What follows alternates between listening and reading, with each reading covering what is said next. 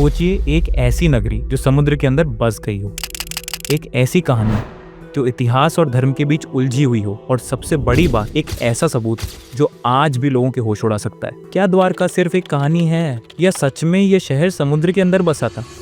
आपने काफी थ्योरीज सुनी होंगी, लेकिन आज हम आपको कुछ ऐसे सबूत दिखाने वाले हैं जो शायद किसी ने नहीं बताया। एक शहर जो श्री कृष्ण की नगरी थी, जो एक रात में समुद्र की लहरों में समा गया। क्या ये सिर्फ एक ऐतिहासिक गाथा है या सच? तो बिना किसी देरी के चलिए शुरू करते हैं द्वारका, एक खोई हुई नगरी का असली सच। चैप्टर 1, द्वारका, सिर्फ एक कहानी या असली इतिहास? बचपन से हमने सुना है कि द्वारका भगवान कृष्ण का बसाया हुआ एक दिव्य शहर था। यह एक ऐसी नगरी थी जो सोने चांदी से बनी थी, जिसमें 84 महाविशाल महल थे और जिसमें एक भव्य साम्राज्य था। लेकिन सवाल उठता है, क्या यह सिर्फ एक कहानी है?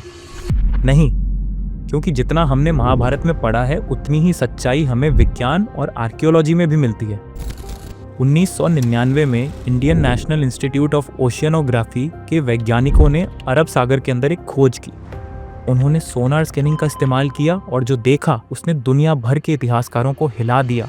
समुद्र के नीचे एक शहर के अवशेष मिले, हजारों साल पुराने मकानों के रिमेन्स और मंदिर के स्तंभ। उन्हें यहाँ तक कि पुराने लिखित ग्रंथ भी मिले जो यह दिखाते हैं कि एक समय यहाँ लोगों की बसावट थी।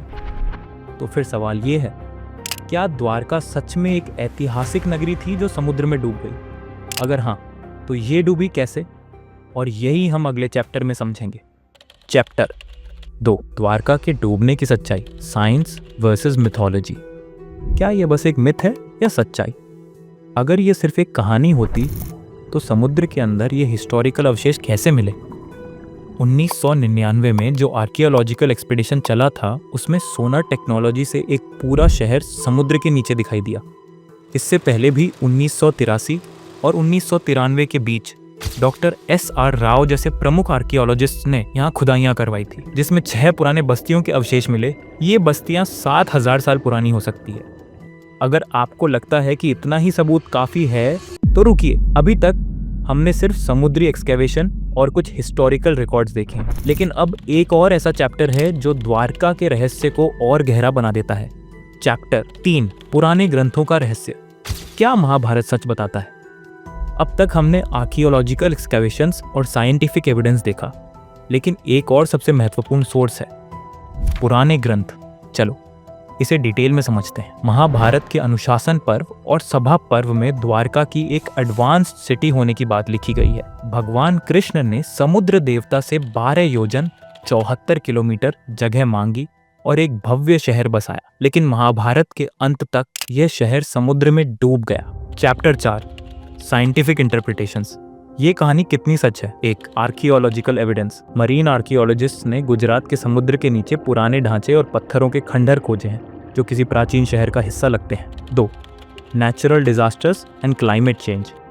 साइंटिस्ट के अनुसार द्वारका के डूबने का कारण हो सकता है टेक्टोनिक गतिविधि या सुनामी। पुराने समय में गुजरात के तट पर कई बार समुद्र स्तर का बढ़ना देखा गया है। 3, एस्ट्रोनॉमिकल डेटिंग। कुछ रिसर्चर्स ने महाभारत के एस्ट्रोनॉमिकल रेफरेंसेस को एनालाइज करके कहा है कि कृष्ण की द्वारका 3100 BCE के आसपास स्थित थी। कंक्लूजन, तो क्या द्वारका सच में थी?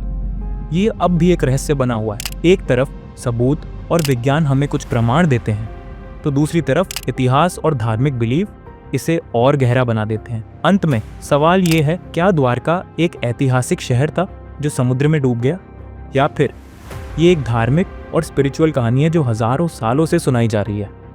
आप क्या सोचते हैं? कमेंट करके बताएं।